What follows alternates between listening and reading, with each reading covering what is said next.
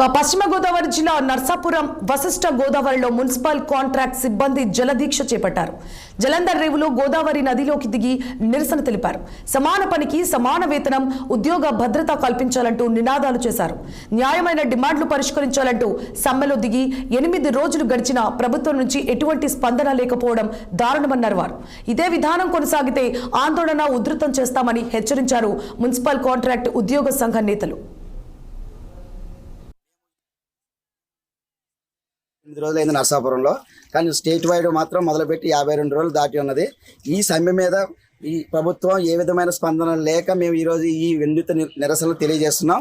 మా జీతాలు వచ్చే మాకు 15,000, కటింగులు పోను మాకు అందే 13,087 రూపాయలు. ఈ 13,087 రూపాయలతో మేము ఎలా జీవించేది, మా పిల్లల్ని ఎలా పోషించుకునేది అనే ఆవేదనతో మేము ప్రభుత్వం మీద వ్యతిరేకత కాదండి, మాకు గౌరవ వేతనం ఇవ్వాలనే ఆవేదనతో మా పిల్లలు చదివించుకోవాలి, మా తల్లిదండ్రులు పోషించుకోవాలి, మేము పనిచేస్తున్న వృత్తిలో తిరగాలన్నా మాకు పెట్రోల్ మెయింటెనెన్స్ కానీ ఏ విధమైన రిస్క్ అలవెన్స్లు కానీ ఏమీ లేవు.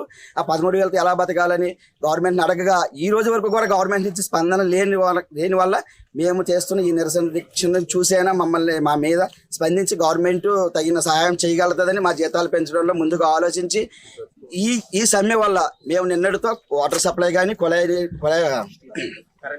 స్ట్రీట్ లైట్స్ కానీ అందులో పనిచేసే కార్మికులందరం కూడా బయటకు రావడం జరిగింది. వెంటనే ఇది మున్సిపల్ కమిషనర్గా ఇప్పుడు ఇచ్చిన సమ్మె నోటీస్ కాదు, ఇది గత నెల 22వ తారీఖున ఇచ్చిన సమ్మె నోటీసు.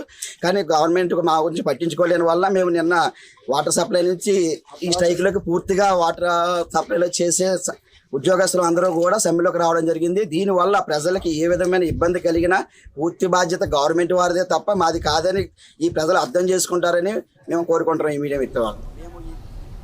అల్లూరు సీతారామరాజు జిల్లా దేవీపట్నం మండలం వి రామన్నపాలెం పంచాయతీ పరిధి లక్ష్మీపురం గ్రామంలో క్షుద్ర పూజలు భయాందోళన రేపుతున్నాయి.